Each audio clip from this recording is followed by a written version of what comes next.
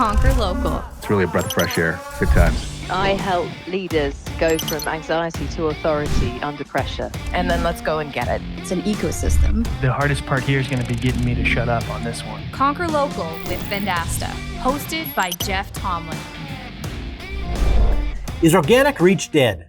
Exploring pay-to-play versus organic social media strategy. On today's episode of the Conquer Local podcast, we're tackling the topic of pay-to-play versus organic reach on social media.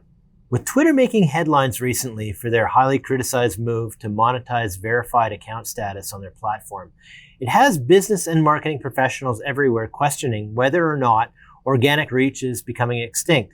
People like Rand Fishkin, for example, have been showing graphs for years how over time more and more search traffic is coming from paid search results. So if you've been in the game for a while, you know that boosting social media posts has become almost essential to reach a target audience. The reality is, social media platforms like Facebook, Instagram, LinkedIn want businesses to pay for exposure and reach. But here's the thing, it's not just about having a solid budget to boost your posts. Creating a business page and posting may not immediately require a budget, but social media platforms are kicking out more and more organic content from their feeds in favor of sponsored content. And that means fewer impressions and less engagement for businesses. It's becoming increasingly challenging to get your message across without paying up. To lean on some of the data, the average organic reach for Instagram in July 2022 was 13.5%, down from 19% a year earlier. For Facebook, it declined more than 10% to 8.6% during the same period. These are significant drops. While organic reach is on the decline, social media advertising spend continues to climb. This year, it's projected to grow nearly 19% to more than $268 billion worldwide. Boosted posts, ads, and sponsored content represent the primary revenue stream for social media platforms. So it shouldn't be a surprise that they're strongly encouraging businesses to pay up. You've probably already received notifications and recommendations to do just that. But for all of you out there in the B2B space, those experts who are working hard to support local businesses with their social media strategy, it's important to weigh the pros and cons of pay-to-play versus organic reach to ensure the brands you manage are realizing the best results. First, let's explore some of the different options for creating paid social media content. Boosting or boosted posts is perhaps one of the most simple ways to put some budget behind the content that you're creating. By boosting, you're taking some of the content that you've already posted organically and paying to have that content reach more people with a targeted set of interests. Boosting can help brands surface their content to the feeds of the users already following them, and it can also extend exposure to new audiences. Ads can be a more involved and expensive option when it comes to developing paid content for a brand's social channels. They'll often include a visual, like an image or video ad, paired with a short snippet of written content and a button CTA driving users to a landing page, website, sign-up form, or other piece of branded content. Ads are typically launched in a campaign, monitored closely, and paused from continuing to run if their cost per click exceeds targeted budget. Average ROI can vary depending on the industry, but a good benchmark for social media ad spending should be $3 of revenue generated for every dollar spent on advertising. Social media advertising remains one of the most cost-effective methods for businesses to gain attention and brand engagement online. Influencer marketing is another form of paid social media content. In most cases, a brand can choose to engage with an influencer who has an established following that aligns with the target audience. So the brand will enter into a contract with an influencer who agrees to post a specific type of content promoting the brand. And this type of content must be identified as sponsored content when it's published. And then the last type of pay-to-play social media that I want to touch on today is a verified account status. So as we mentioned earlier, Twitter has come under fire recently for changes to its Blue subscription program. Once upon a time, having that blue check mark next to your name meant that you were a pretty big deal. But now it seems anyone can buy their way into the club. Now, it all started back in 2009 when Tony La Russa, the manager of the St. Louis Cardinals, filed a lawsuit against Twitter for an impersonation account that was sharing insensitive tweets. And this led to Twitter launching its account verification process, which aimed to make impersonation harder by giving a notable business or public figure a blue check mark. Fast forward all the way to late 2022 when Elon Musk announced the revamp of Twitter's Blue subscription program, offering subscribers a blue check mark among other features for $8 a month. In February, Meta, formerly Facebook, announced a similar subscription called Meta Verified, offering users a blue check mark and increased visibility on the Facebook and Instagram for $11.99 a month. So users have been quick to push back on these subscriptions. Some security concerns were raised, and Twitter only offered two-factor authentication to its paying users.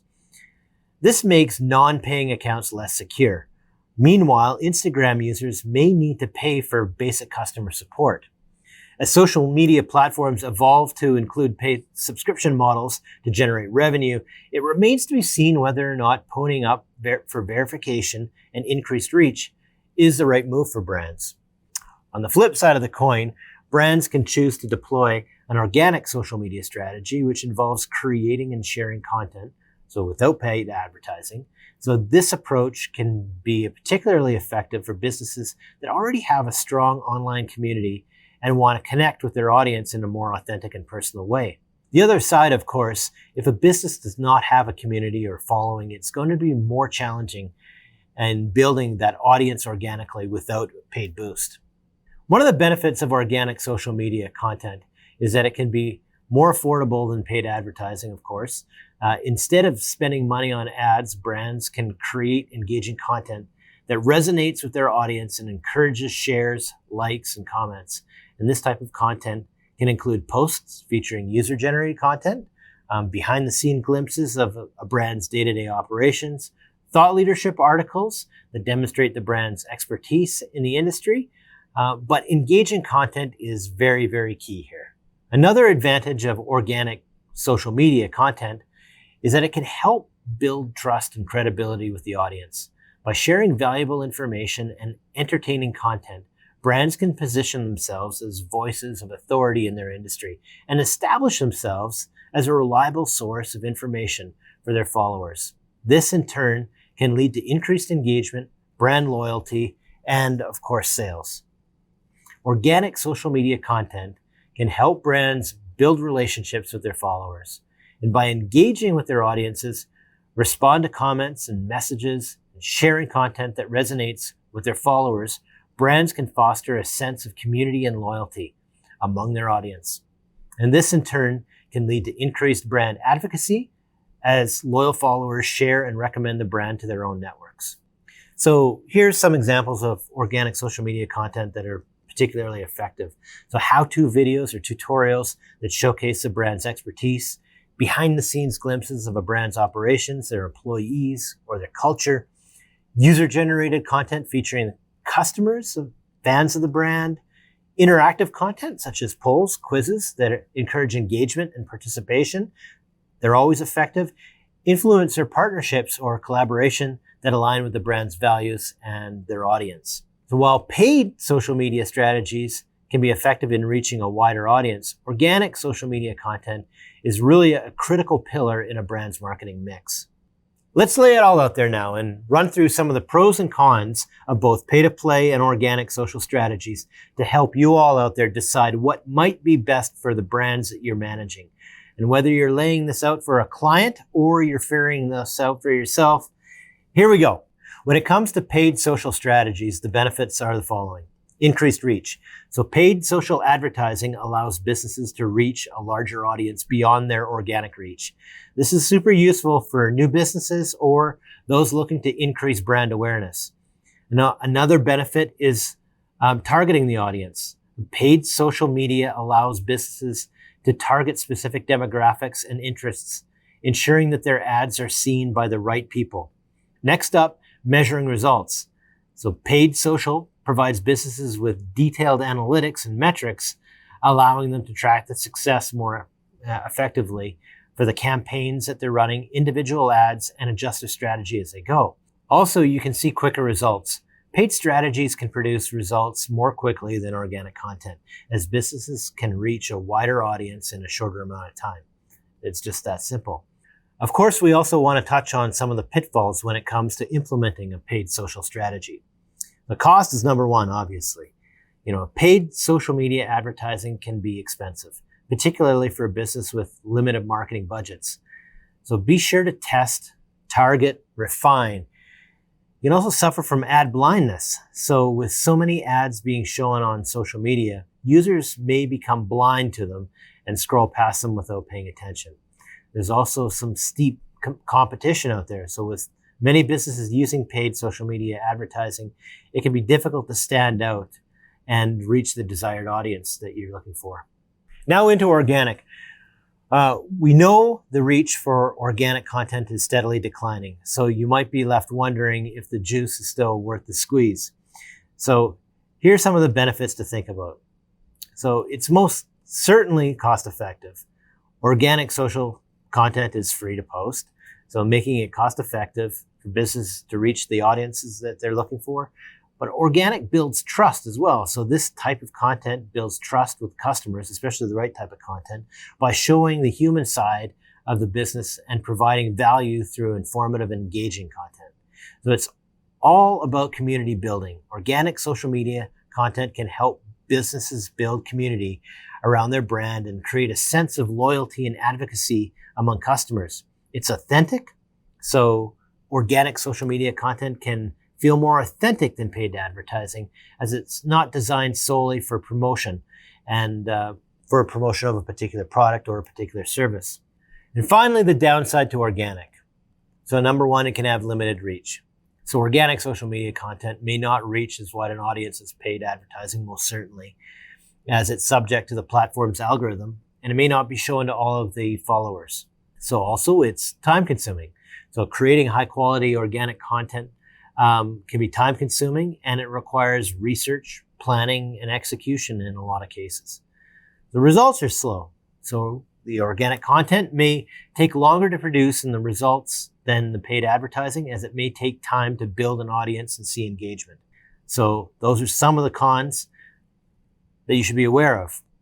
Brand managers should consider leveraging both paid and organic social media tactics to maximize the impact of social media. While organic content can help build trust and community with customers, it may not reach as wide an audience as paid advertising. And on the other hand, paid social media can help businesses reach a larger audience and achieve more immediate results. By leveraging both tactics, businesses can create a comprehensive social media strategy that utilizes the benefits of both organic and paid. So this can lead to a stronger online presence, increased brand awareness, and ultimately, greater results for the business. If you've enjoyed this master training series, revisit some of our older episodes. Episode 610, ChatGPT for Sellers, Useful Tool or More Meaningless Buzz? Or episode 524, Top 10 Sales Metrics. Until the next time, I'm Jeff Tomlin. Get out there and be awesome. You've been listening to the Conquer Local podcast presented by Vendasta. Tune in next week for a new episode. Guest discovery and produced by Suleiman Adam. Marketing by Rory Lawford, Nicole Lozon, and Suleiman Adam. Executive producers, Brendan King, Jeff Tomlin, and Suleiman Adam. Recorded at Vendasta headquarters on the Canadian Prairies.